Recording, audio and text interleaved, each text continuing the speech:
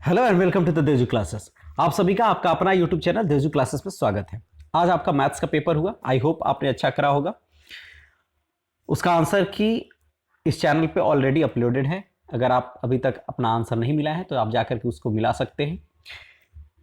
अब आपका साइंस का पेपर परसों है, यानी 27 तारीख को। उसको ध्यान में रखते हुए हम आपके लिए फाइनल रिवीजन करने के लिए एमसीक्यूज को लेकर के उपस्थित हुए हैं। साथ ही साथ ये एमसीक्यू एक आधार है।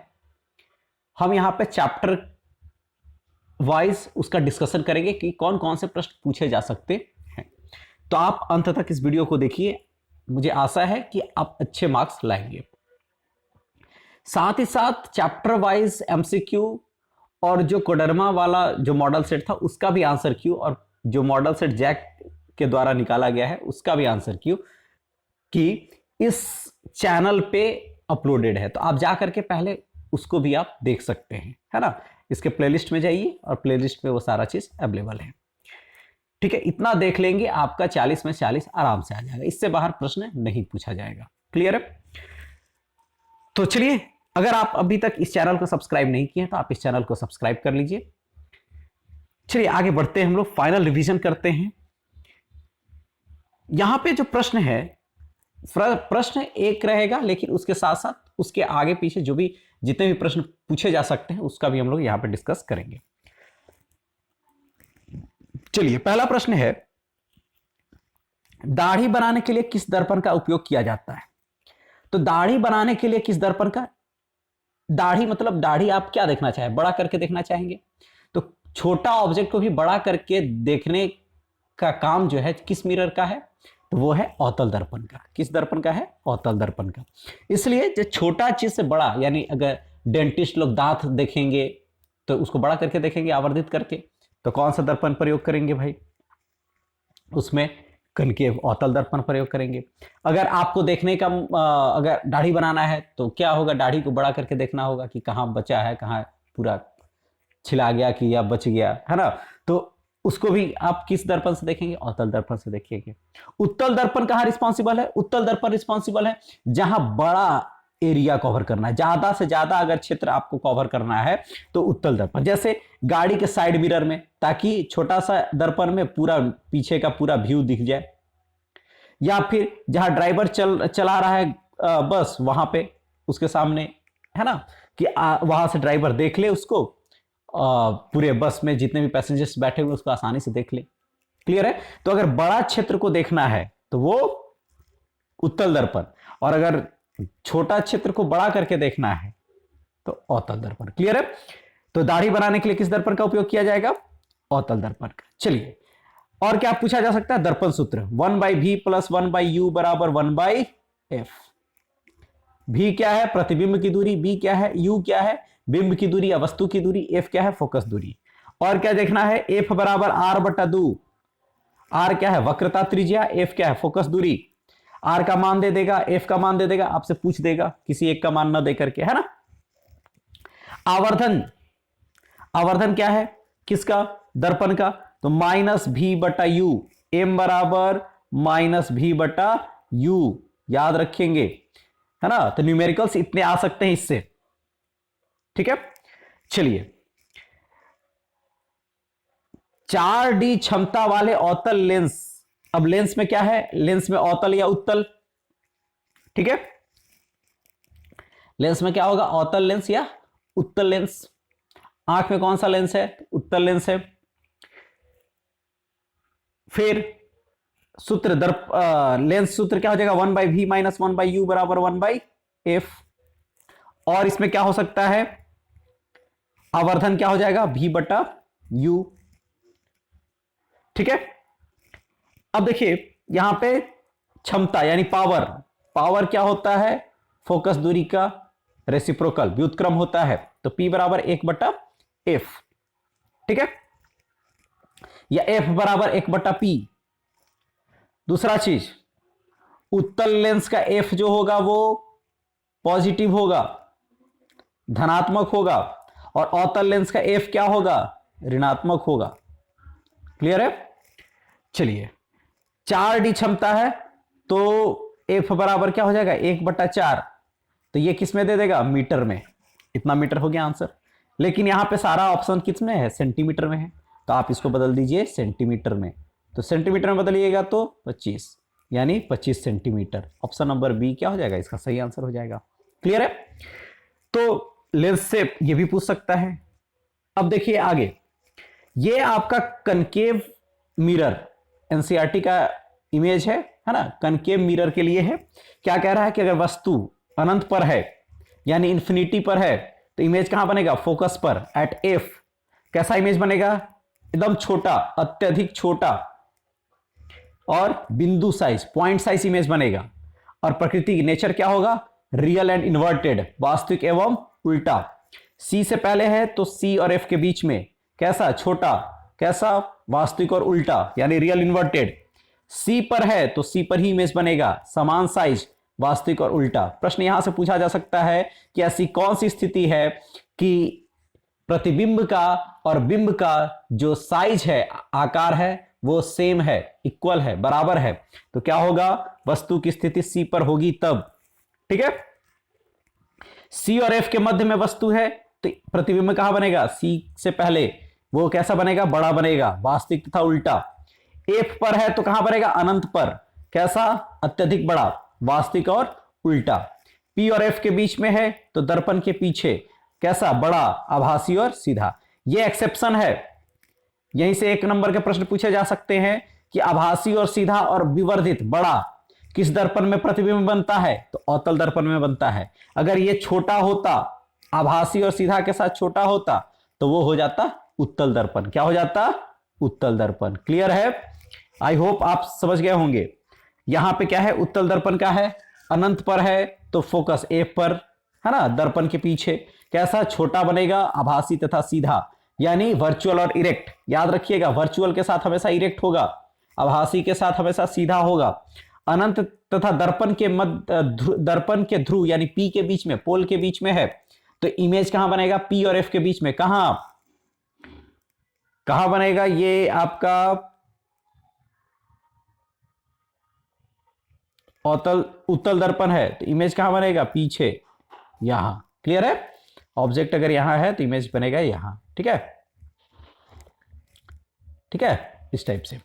तो ये ध्यान में रखेंगे। लेकिन यहां पे क्या ध्यान रखने वाली बात है कि अगर आभासी तथा सीधा के साथ छोटा पूछ दिया तो उत्तल, आभासी तथा सीधा के साथ बड़ा पूछ दिया तो अवतल। क्लियर है। और कब है, जब पी और एफ के बीच में है तब। ठीक है, चलिए आगे बढ़ते हैं हम लोग। अब ये देख लीजिए, ये आपका लेंस के मामले में ये आपका जो होगा वो आपका अवतल लेंस के साथ होगा। किसके साथ होगा, अवतल लेंस के साथ, सेम नेचर होगा।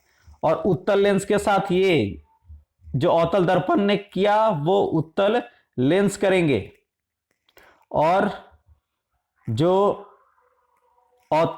उत्तल दर्पण ने किया वो अवतल लेंस में लगा, है ना, वही चीज। अवतल लेंस में भी आपका आभासी तथा सीधा बनेगा, है ना, उत्तल में भी, उत्तल दर्पण में भी आभासी तथा सीधा बनेगा। चलिए नेक्स्ट देखिए, दूसरा चैप्टर से, है ना, नेत्र रंग बिरंगा संसार जो है, जो इसमें क्या आपको पढ़ना है, नेत्र निकट स्थित वस्तु को साफ नहीं देख सकता है, नियर ऑब्जेक्ट को सही से वो नहीं देख पा रहा है, यानी उसका मतलब है कि उसको दूरदृष्टि दोष हो गया, हाइपरमेट्रोपिया। निकट दृष्टि दोष में क्या होगा, जिसमें ऑब्जेक्ट जो है वो नियर ऑब्जेक्ट को आराम से देख ले और दूर के वस्तु को ना देख पाए, तो वो हो जाएगा निकट दृष्टि दोष। इसको कैसे ठीक करेंगे, तो अवतल लेंस से ठीक करेंगे। किससे करेंगे, अवतल लेंस से ठीक करेंगे, किसको, निकट दृष्टि दोष को। ठीक है। और इसमें क्या हो जाएगा, नेत्र गोलक का साइज बढ़ जाएगा, सब बढ़ जाता है इसमें। ठीक है। यहां पे दूरदृष्टि दोष, दूरदृष्टि दोष यानी निकट की वस्तु साफ आपको नहीं दिखाई दे, दूर की वस्तु आपको साफ दिखाई दे, यानी इसमें क्या हो जाएगा, नेत्र गोलक छोटा हो जाएगा। इसको ठीक कैसे किया जाएगा, उत्तल लेंस से। कौन, दूरदृष्टि दोष। ठीक है, इतना है। उसके बाद जरा दृष्टि दोष, है ना, जिसमें आपको हाइपरमेट्रोपिया, मायोपिया दोनों हो जाए, निकट का भी ना दिखे, दूर का भी ना दिखे। कैसे इसको ठीक करेंगे, द्विफोकसी लेंस। कैसे, द्विफोकसी यानी बाईफोकल लेंस, इंग्लिश में बाईफोकल लेंस। क्लियर है। वर्णांधता, कलर ब्लाइंडनेस, आपको कलर पहचान अलग करने नहीं आएगा, रेड ब्लू ग्रीन है ना, रेड ग्रीन मेनली होता है बेसिक। चलिए, तो ये दृष्टि दोष से है, इसमें से एक क्वेश्चन पक्का रहेगा, चाहे आपको ठीक करने वाला लेंस पूछ दे। क्लियर है, चाहे लेंस के लिए पूछ दे या फिर कुछ है ना, लेंस के लिए पूछ दे या फिर आपके लिए क्या पूछ दे कि किससे ठीक किया जाता है ये पूछे, या नेत्र गोलक का साइज बढ़ जाता है घट जाता है ये पूछे, है ना, बढ़ जाएगा किसमें, मायोपिया निकट दृष्टि दोष में, घट जाएगा किसमें, दूरदृष्टि दोष में। ठीक है, चलिए आगे बढ़ते हम लोग। मानव नेत्र जिस भाग पर किसी वस्तु का प्रतिबिंब बनाते हैं वह क्या है, रेटिना। चलिए यहां से हम लोग देखेंगे, कॉर्निया क्या करता है, सभी लाइट को इंटर करने देता है, श्वेत पटल है, आंख में लाइट एंट्री करेगा, एंट्री यहां पे गेट कीपर है ही। परितारिका क्या है, परितारिका कलर है, यानी आंख का रंग, रंगीन भाग जो होता है वो परितारिका होता है। किसी का आंख ब्लू है, किसी का आंख जो है वो हर ब्लैक है, तो वो कैसे, परितारिका के कलर से। पुतली, पुतली क्या करता है, कितना अमाउंट ऑफ लाइट एंट्री करना चाहिए आंख में, डिम में, या लाइट अगर कम है तब, लाइट अगर ज्यादा है तब। ठीक है, इसको एडजस्ट कौन कराता है, तो सिलियरी मसल्स यानी पक्षवाभी मांसपेशियां। इमेज कहां बनता है, रेटिना पर बनता है। इतना चीज आपको ध्यान में रखना है। आंख का जो क्रिस्टलिन लेंस है ना, वो क्या है, वो कनकेव लेंस है। कैसा लेंस है, कनकेव, सॉरी कन्वेक्स लेंस है, यानी उत्तल लेंस है। क्लियर है, इतना प्रश्न यहां से पूछे जा सकते हैं, इससे बाहर नहीं पूछा जाएगा। ठीक है, समंजन क्षमता है ना, समंजन क्षमता क्या है, सिलियरी मसल्स के द्वारा एडजस्ट कर लेना आंख के क्रिस्टलिन लेंस को, है ना। ठीक है, नियर बाई ऑब्जेक्ट को और दूर वाले ऑब्जेक्ट को देखने के लिए। क्लियर है। चलिए, उसके साथ साथ और क्या है कि अगर हम मिनिमम कितने नजदीक वस्तु को देखेंगे, list distance of distinct vision कितना होता है, 25 सेंटीमीटर, और दूर का कितने तक के देख सकते हैं, इन्फिनिटी, कितने तक, इनफाइनाइट या फिर अनंत, इनफाइनाइट या अनंत। ठीक है, नेक्स्ट चैप्टर है इलेक्ट्रिक। ठीक है, वहां से क्या है, विभव का मात्रक, ये है आपका वोल्ट। एम्पियर किसका मात्रक है, करंट का, धारा का। ओम किसका मात्रक है, रेजिस्टेंस का। आर, रेजिस्टेंस यानी प्रतिरोध।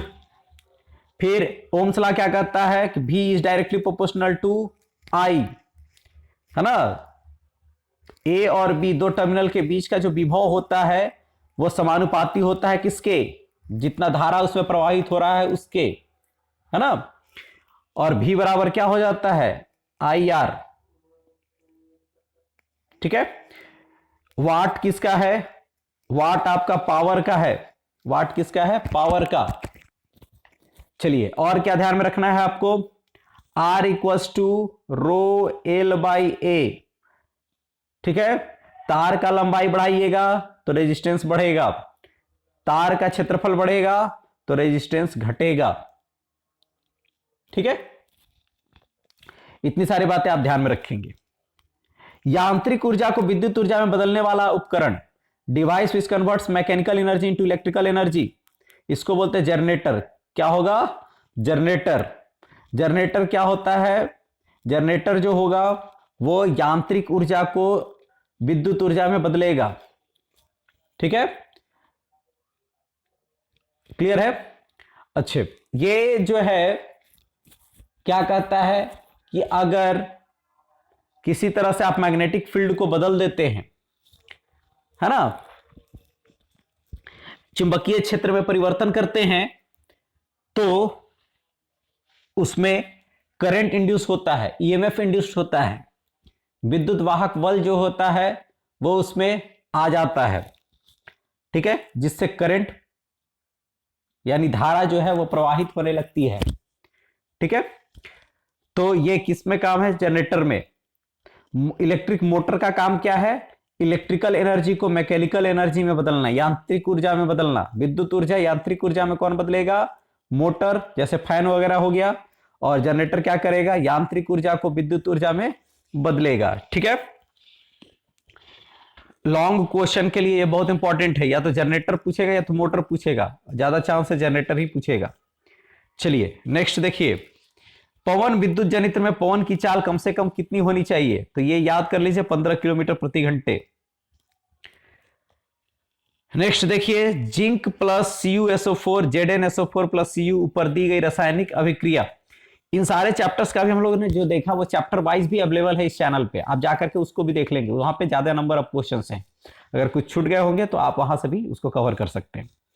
Zn plus CuSO4 ZnSO4 plus Cu ऊपर दी गई रासायनिक अभिक्रिया, यहां रासायनिक अभिक्रिया से पूछेगा। तो क्या कह रहा है? Cu को हटा करके जिंक अपना जगह ले रहा है, ले लिया ना? तो जिंक अपना जगह ले रहा है, इसका मतलब है कि यह विस्थापन अभिक्रिया है। अगर जिंक के पास भी कुछ होता, जिंक के पास मान लो ZnCl2 होता और CuSO4 होता, अब ये ZnSO4 हो जाता और CuCl हो जाता। ठीक है, CuCl2। तो ठीक है, तो यहां पे भी क्या हो जाता? तब ये डबल डिस्प्लेसमेंट हो जाता, द्विविस्थापन हो जाता। जब ये भी इसका स्थान ले लेता ये, और इसका स्थान ले लेता इसके पास जो रहता वो, तो वो होता द्विविस्थापन अभिक्रिया। संयोजन अभिक्रिया, C प्लस O2 क्या दे देगा? CO2। तो क्या हो गया? संयोजन अभिक्रिया। विस्थापन अभिक्रिया है ना, H2O, सॉरी वियोजन अभिक्रिया। देखिए विस्थापन तो देख लिए, ये विस्थापन ही है, केवल एक को हटा करके अपना जगह ले लिया। वियोजन अभिक्रिया, टूटना, जब एक अभिकारक जो है वो क्या कर रहा है? 2 या 2 से अधिक उत्पाद में विभाजित हो रहा है, टूट रहा है, तो उसको बोलते हैं वियोजन अभिक्रिया। संयोजन वियोजन 3 मार्क्स के लिए इंपॉर्टेंट क्वेश्चन है ना?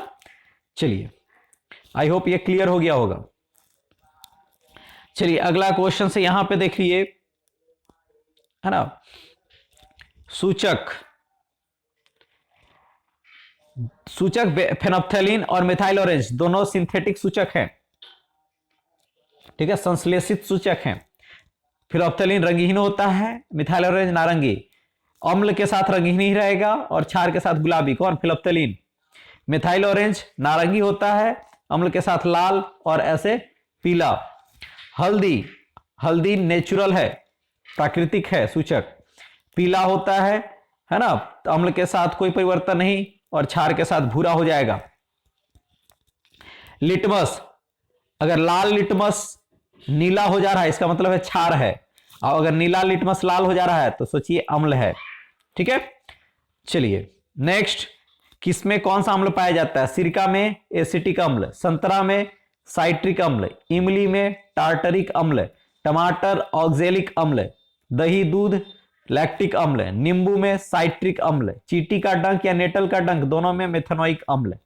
ठीक है, इसमें से एक क्वेश्चन हो सकता है कि आ जाए, किसी एक से पूछ दे, है ना।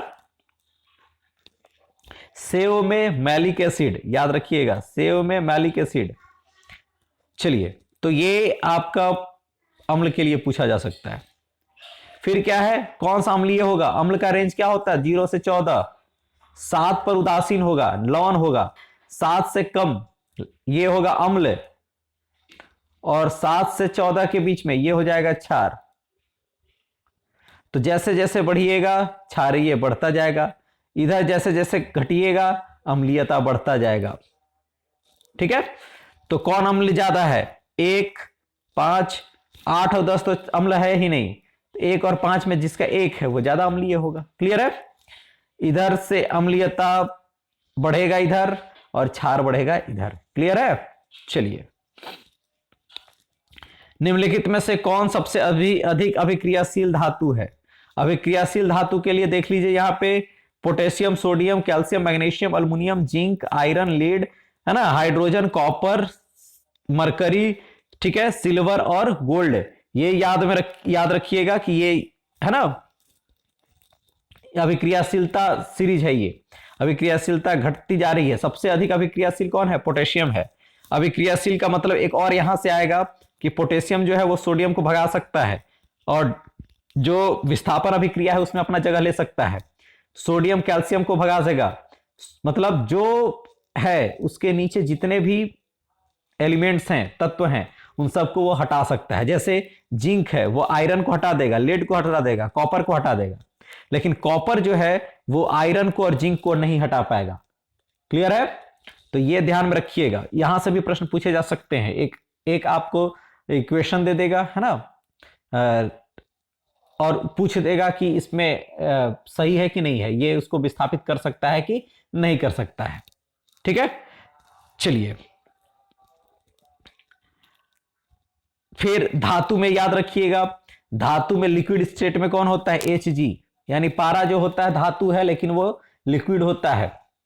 ब्रोमीन ये अधातु है लेकिन लिक्विड होता है। ठीक है, जो भी अधातु होते हैं वो सॉफ्ट होते हैं, हल्का होते हैं, लेकिन किसको छोड़ करके? ग्रेफाइट या फिर डायमंड, हीरा, ये सब क्या है? अधातु है लेकिन मजबूत है। जो भी अधातु है वो कुचालक होता है विद्युत का, लेकिन ग्रेफाइट जो है वो क्या है? सुचालक है विद्युत का। ठीक है, सबसे ज्यादा सुचालक धातु में कौन है? सिल्वर। ये यहां से भी प्रश्न पूछे जा सकते हैं, आप इसको ध्यान में रखेंगे। ठीक है, चलिए मिश्र धातु से तांबा और जिंक, है ना, तांबा के साथ जिंक यानी कॉपर के साथ अगर जिंक मिला तो ये दे देगा ब्रास यानी पित्तल। तांबा और जिंक पित्तल। ठीक है, कॉपर के साथ अगर टीन मिल गया ये दे देगा आपका ब्रोंज यानी कांसा। सीसा के साथ, पीवी के साथ अगर टीन मिल गया तो ये दे देगा आपका सोल्डर। और निकल क्रोमियम कार्बन जो है, ठीक है, ये आपका दे देगा स्टील। ठीक है, चलिए आइए नेक्स्ट, सामान्य सूत्र CnH2n2। देखिए एल्केन जो होता है सैचुरेटेड हाइड्रोकार्बन है, संतृप्त हाइड्रोकार्बन है। कौन? Alkane, single bond. और एल्कीन और अल्काइन, एल्कीन और अल्काइन ये दोनों अनसैचुरेटेड यानी असंतृप्त। ठीक है, असंतृप्त है, अनसैचुरेटेड। एल्केन का सूत्र होता है CnH2n+2, तो इसका आंसर यही होगा, एल्केन हो जाएगा। एल्काइन का हो जाएगा CnH2n-2, ये हो जाएगा एल्काइन का। एल्कीन का हो जाएगा CnH2n। तो ये एल्केन, अल्कीन और अल्काइन है ना। तो CnH2n+2 एल्केन, CnH2n-2 एल्काइन और CnH2n ये हो जाएगा आपका एल्कीन। ठीक है, एल्केन में सिंगल बॉन्ड, इसमें डबल बॉन्ड कार्बन कार्बन के मध्य में। अल्काइन में ट्रिपल बॉन्ड कार्बन कार्बन के मध्य में। ठीक है, चलिए इथेनॉल यानी ये क्या है? अल्कोहल ग्रुप से है, तो अल्कोहल ग्रुप का क्या होगा? OH। ये आपका अल्डिहाइड ग्रुप से है, ये कार्बोक्सिलिक अम्ल का है, ये कीटोन का है, इसको ध्यान में रखेंगे। चलिए आधुनिक आवर्त नियम के अनुसार तत्वों का गुणधर्म, मॉडर्न पीरियोडिक टेबल क्या कहता है? परमाणु संख्या के आधार पर। किसके आधार पर? परमाणु संख्या के आधार पर। जो पुराना वाला आवर्त नियम था वो किस पर था? परमाणु द्रव्यमान पर। और नया वाला आधुनिक आवर्त जो है वो किस पर है? परमाणु संख्या पर है। ठीक है, ये आपका पीरियोडिक टेबल है ना। ये कितने ग्रुप है इसमें? 18 ग्रुप। 1 2 3 4 5 6 7 8 9 10 11 12 13 14 15 16 17 18, ये 18 ग्रुप है। 18वां ग्रुप जो है वो अक्रिय गैस है, इनर्ट गैस है। ठीक है, 17वां हैलोजन ग्रुप है। ठीक है, अब चलिए और क्या देखना है इसमें से? इसमें से देखिएगा कि अगर आवर्त में बाएं से दाएं की तरफ जाएंगे तो परमाणु साइज घटेगा, परमाणु साइज घटेगा, त्रिज्या क्या होगी? घटेगी। लेकिन अगर ऊपर से नीचे की तरफ चलेंगे समूह में तो त्रिज्या क्या होगी, बढ़ेगी। परमाणु की साइज क्या होगी, बढ़ेगी। यहां से भी प्रश्न पूछे जा सकते हैं। ठीक है, चलिए फिर न्यूलैंड्स लॉ ऑफ ऑक्टेव, प्रत्येक 8वां जो होता है, हाँ, वो पहला का गुणधर्म होता है। ये कौन दिया था, न्यूलैंड्स दिए थे। डोबरनेयर ट्राइड्स क्या था, डोबरनेयर ने दिया था, है ना, कि 2 1 2 3, यानी अगर 3 का समूह है तो पहला और तीसरा का जो माध्य होगा ये दूसरा का एटॉमिक साइज, एटॉमिक मास होगा, है ना। पहला और दूसरा का जो एटॉमिक मास होगा तो जो बीच में है वो उसका क्या होगा, मीन होगा, है ना। ये क्या, कौन दिए थे, डोबरनेयर। फिर मेंडलीफ, है ना, पीरियोडिक टेबल दिए, किसने दिया, मेंडलीफ। चलिए, आई होप आपको ये समझ में आ गए होंगे, ये फिजिक्स और केमिस्ट्री के हैं, है ना। और नेक्स्ट वीडियो में हम लोग बायो का भी देखेंगे, उसको भी डिस्कस करेंगे। आई होप आप लोग एग्जाम में अच्छे करेंगे। All the best. Thank you for the watching. मिलते हैं नेक्स्ट वीडियो में।